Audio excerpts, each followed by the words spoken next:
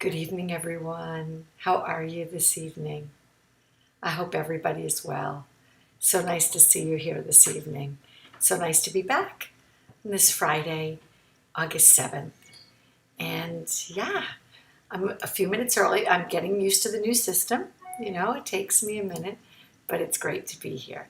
So, hi, everyone.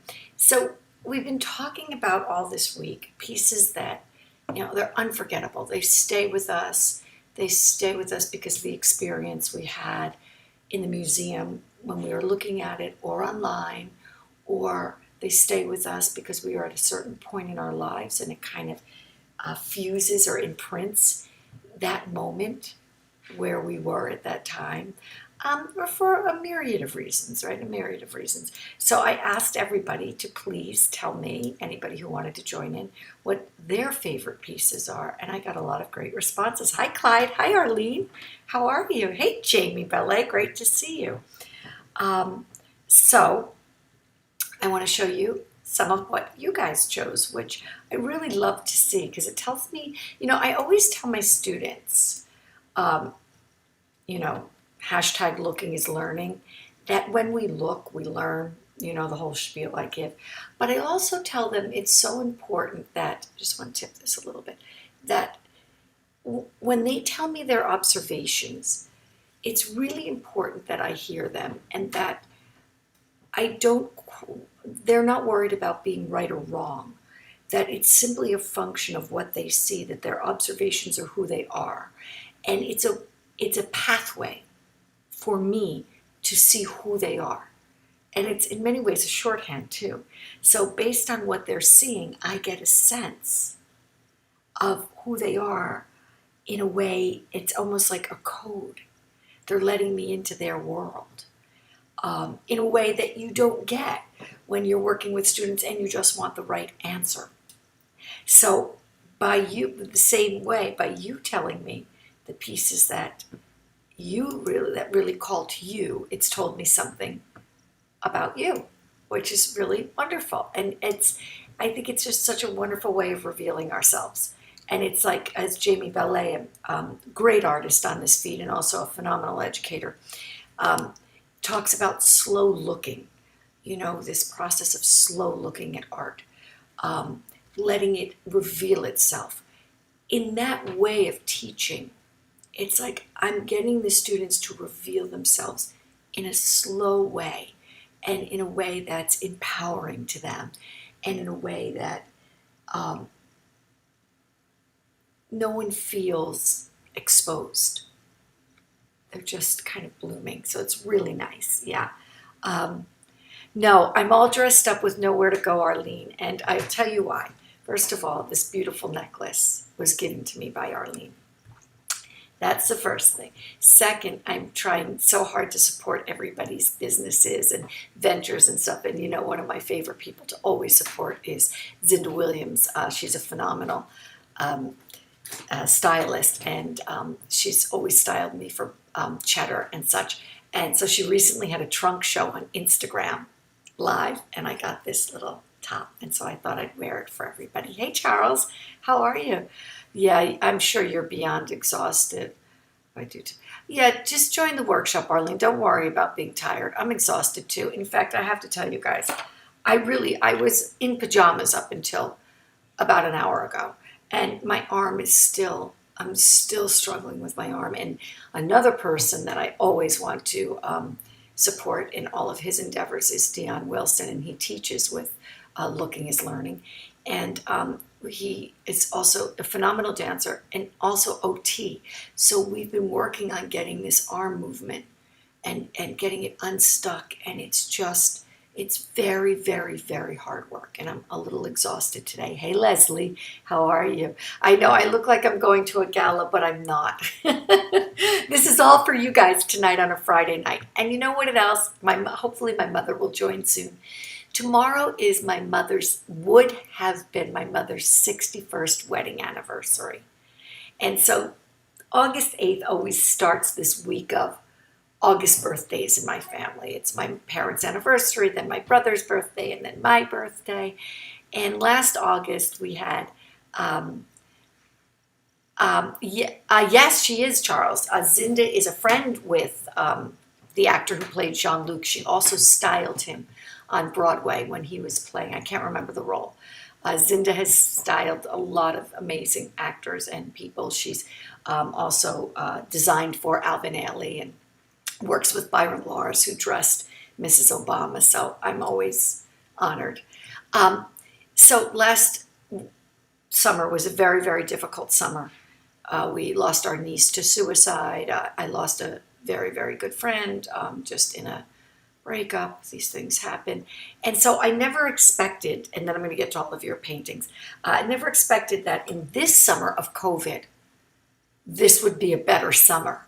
And in such a way that I'm kind of excited to celebrate my birthday and just be grateful and happy for the people that are in my life and all the good work that I hope that I'm doing. So without further ado, and let me know when my mother gets here, I'm going to start with Leslie. Yeah, Arnolfini wedding portrait, one of the greats Leslie chose, one of the greats. Just spectacular painting. I remember sitting in my art history class at Fordham University, go Rams, Dr. Elizabeth Parker, amazing professor. And at this point, we were in the Renaissance in the North, and it's the Arnolfini wedding portrait, and so much to say about this piece. But what I'd like to know is, Leslie, what draws you to it so much? And so since I know there's a delay on this, what I am going to do is I'm going to continue talking until I can read your comments, and I'll give some background about the piece, okay? The cameo is gorgeous.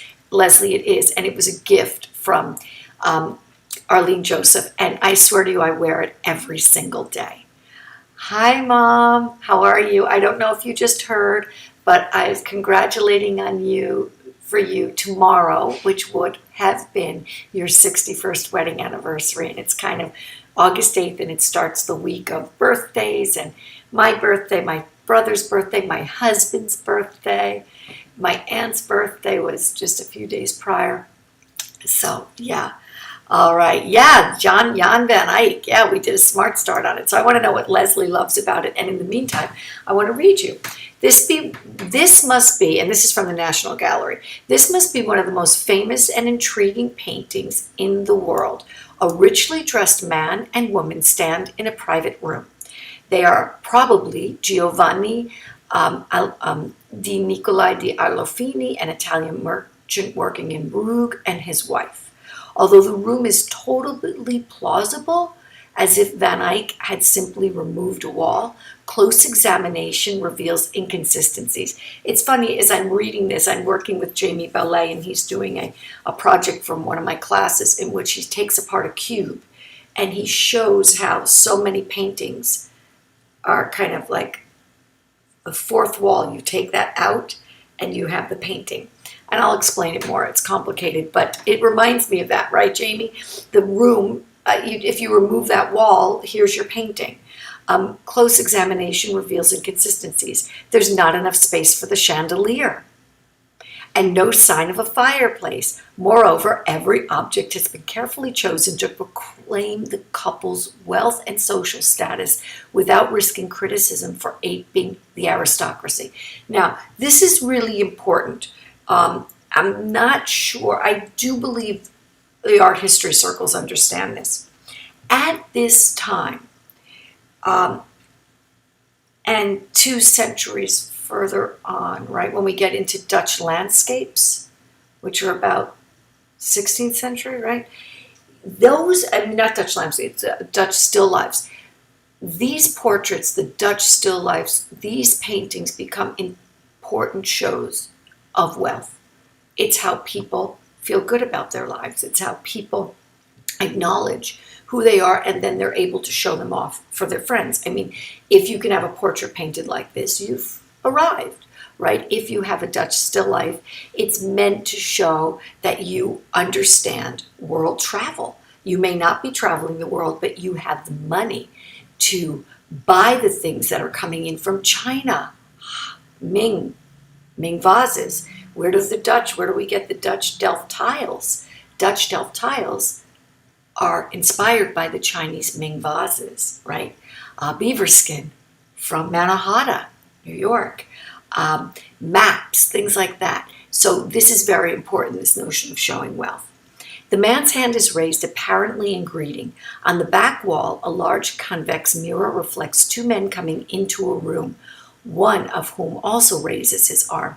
This convex mirror we spent so much time on in our art history class. It was really phenomenal to discuss this mirror because the mirror is convex.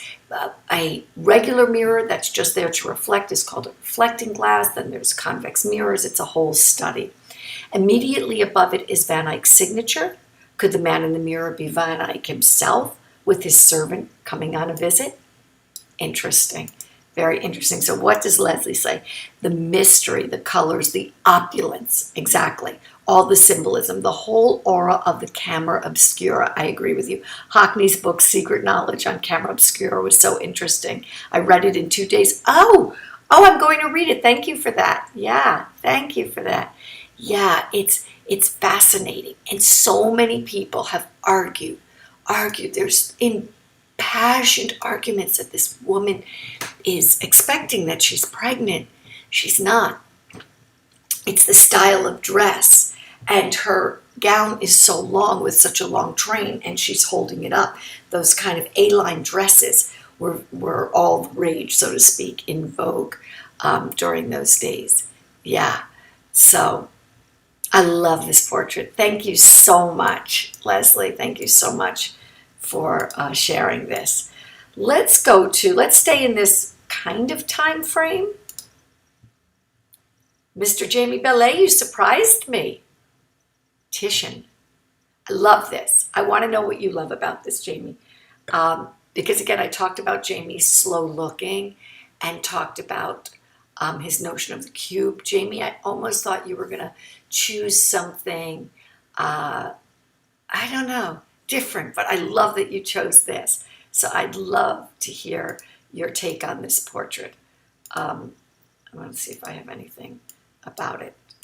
I'm going to look it up quickly. I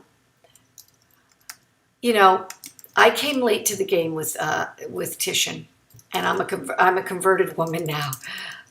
So I was so involved in the other Renaissance artists, and yeah, I really love Titian now. So it's like a new thrill for me. And so this is at the Frick, as we know, and it says it's an early work by Titian. This portrait exemplifies the luminous, lyrical painting style of Venetian artists of the 16th century. Masterful paint handling creates the illusion of soft fur, gold satin, and red fabric. Oh, I totally get it now, Jamie. Totally get it. It's the slow looking in a portrait. It's everything that you talk about in your box and cube, but it's in a portrait. I love it.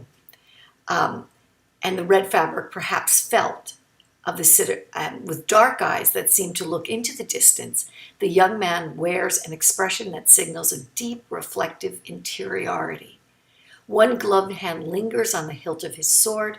His features are particular but not idealized, and with his pensive countenance, he epitomizes Renaissance ideals of poetic male beauty. I love it. Let's see what everybody has to say. Isn't it beautiful, Mom? I love it. Thank you so much. Yeah, thank you. Clyde. Yeah, the fur is amazing, right, Clyde? The fur is amazing. Yeah, I didn't say it. The Frick said it. It is. And it takes that slow looking in order to really see it, to really luxuriate in it. I love it. Yeah. Yeah, he's thoughtful and a little unsure of himself. He has that, as the Frick calls it, that poetic male beauty. How often can you say that? That's beautiful. Yeah, and his hat goes with my top and my wine. I need the hat. I have to call Zinda. I need the hat. So let's continue. Let's move a little bit to a different time frame. And the water lilies. Arlene Joseph loves the water lilies, and they are magnificent. They truly are magnificent, and I want to talk about these water lilies. Um, yeah, yeah, thank you. I'm waiting to hear from also Jamie, if he's still with us. So one of Monet's critics described this canvas of 1919 as water lilies in full flower, asserting themselves, their golden discs encased in purple against the cloudy waters. That is so true. Although the almost 80-year-old artist was reluctant to part with recent paintings, he made this landscape and 3 related pictures with an eye to the market, telling his dealers, Gaston and Jose Bernheim, that he was working on them passionately. The Bernheim brothers quickly purchased the quartet. Yeah, amazing, right? Yeah, it does. It makes you want to look into the water. And then I think the other piece that they're referring to here that Arlene chose, and Arlene, you got them to me just in the nick of time, right? Before I was, as I was putting together SMART stART, is these. And when you see these at the Met, I mean, it is an experience, right? Or these are at the MoMA, I'm sorry. It's extraordinary.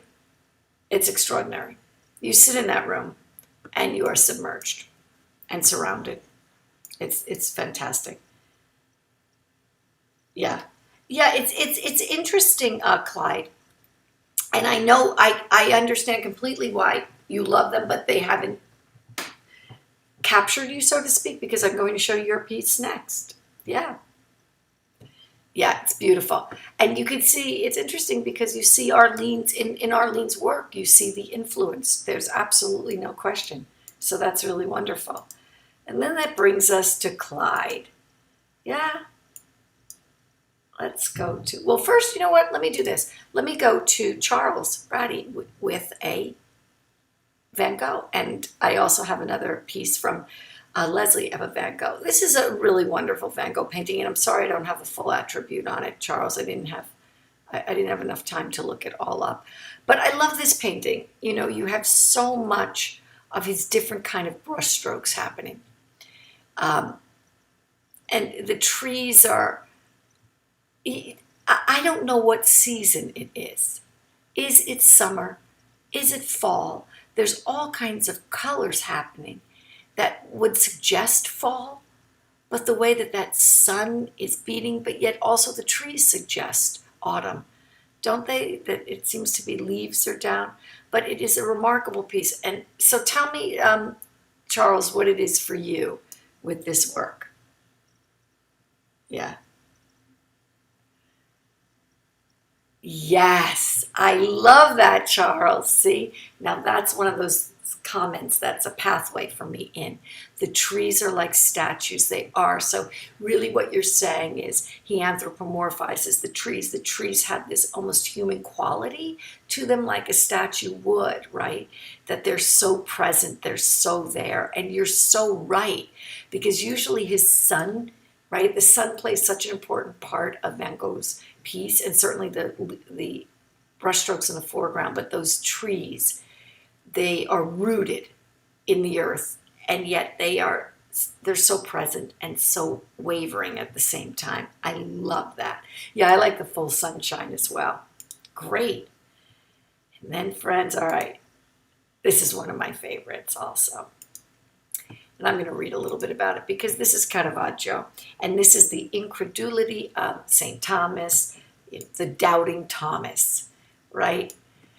He did not believe that Jesus rose from the dead. He doubted Jesus. Yeah. The incredulity of St. Thomas is without any accessories or any indication of setting. Interesting for Caravaggio, right?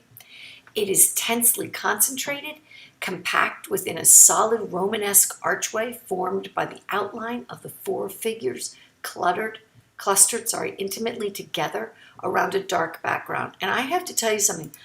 I have had to look really long and hard to see what they meant by the Romanesque archway, because you know the Romanesque archway being this rounded archway. And then now I'm understanding it's this, they become the archway in and of themselves, right? It's really fantastic. Yeah, he usually has a setting. The focus is on St. Thomas's right hand, firmly guided by Christ's, as the stolid doubter carefully prods the wound with his index finger. Tellingly, the hands of the other two apostles are concealed, although their curiosity is undisguised and scarcely less restraint than Thomas's. So they're also doubting, but they're not going to be as verbal about it, are they? All three apostles are portrayed as rustic materialists without imagination or tact. That's interesting. They do not question Christ's identity, but are fascinated by his wound as a tangible phenomenon, physical evidence of his existence as a man in the corporal world, although no longer of it. Christ, who is understanding, indulgent rather than reproachful, is without a halo or any other sign of his divinity. And just as I'm reading this, the scholarship here is placing his with a capital H, so we're understanding. And I think it's so important to note that, yeah, this is Jesus without his halo at a time when he's no longer man, but he's seemingly divine. But that's not how Caravaggio is portraying him. And you know, Caravaggio has always done that. He has portrayed the religious figures in his time. We've seen that with his portrayals of the Madonna. They're portrayed within his time as a regular human being. And that was really shocking at the time. He came under tremendous scrutiny for that. Let's see. His trim athletic torso contrasts with Thomas's burly form. He is more refined, and his physiognomy is more refined than the apostles. But he comes to them as a man of flesh and blood rather than a disembodied spirit. So his resurrection is apprehended in their literal terms and is all the more miraculous. The message is again one of faith. Christ's words were, "Because thou hast seen me, Thomas, thou hast believed. Blessed are those who have not seen and have believed." It is a remarkable piece. And in so many ways, it's a portraiture. It's four, right, portraits in one that create a Romanesque arch. It's remarkable. Yes, there's no setting as if he wanted the painting to be timeless. It's remarkable. Yeah. You never saw that, right? That archway? I hadn't either. And it's really just stunning. And the curls of Jesus's hair. How about the wrinkles on Thomas? Yeah. On all of their foreheads, the intensity of it all. And it's as if Thomas is looking off into the distance and he's not even looking at the wound. He's feeling the wound, but he's not really seeing the body. It's a remarkable piece. Yeah, the hands are fascinating. The hands are fascinating. I love it. I love this piece. Thank you for sharing that. And then here's another, in a whole different vein. Isn't it remarkable to take these journeys through art history? It's just stunning. Sunflowers from 1889. The Van Gogh would have died in 1890. This is in the Amsterdam Museum. Leslie chose this as well. And I just love the way Van Gogh brings these sunflowers to life. We see them in a way, as Charles had said before, the trees are like statues, or almost human. Each sunflower, as it's dying, is speaking, right? It is so alive, and yet these are dying flowers. They're almost falling off, and it's about the feel of being a sunflower. It's extraordinary. Yeah, mine too, Clyde. There's a lot of sunflowers. I have to say these are some of my favorites because They are so alive in where they are in their life process, right? They're so alive within the process of where they are. And in this vase, there's such life in here. And the color yellow, it's just extraordinary. So I've loved looking at these pieces. My mother didn't contribute a piece. My husband didn't contribute a piece. My son didn't contribute a piece, but that's okay. All of you did, and that was really phenomenal. Yeah, I'm very interested in continuing this into next week. So if you want to keep talking about the pieces that really have called to you, I'm happy to do that. I think for next week, I'd like to start the week. I want to look at pieces that somehow, I talked about it a little bit this week, but not much, somehow changed changed something important in my life. Yeah, I think that'll be fun. So, thank you all for joining me on this Friday night, everybody. Happy anniversary to my mother tomorrow. My brother's birthday's coming up this week. Yeah. Wishing you all a wonderful weekend. I see that the governor has given us approval, or has given the state approval to open the schools. So that will be very interesting to see how that all kind of takes shape in the next few weeks and see, so we see what happens. Yeah, I will see you all on Monday. Have a great night. And for my workshoppers, I'll see you in about a half hour. Thanks, everybody. Have a great night. Bye-bye.